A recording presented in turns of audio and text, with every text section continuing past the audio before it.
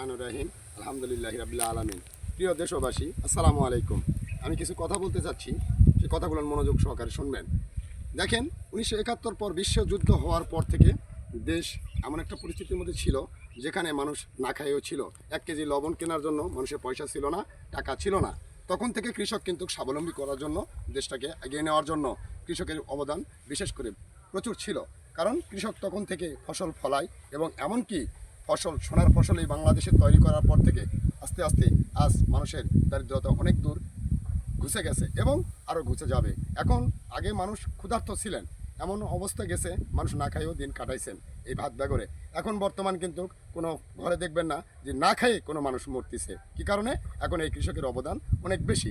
কারণ কৃষকেরা সব সময় রোদে পারে, যে কোনো টাইমে ওরা কাজকর্ম করে ফসল ফলায়, সোনার ফসল ঘরে তুলে বলেই আজকে কিন্তু দরিদ্রতার চাকা বিমোচন হয়েছে। কী কারণে? তারা কৃষকেরা পরিশ্রমের জন্যই। তাই ভাই বলতেছি, কৃষককে অবহেলা না করে কৃষককে সবসময় সম্মান দেওয়ার জন্য চেষ্টা করবেন। খোদা হাফেজ।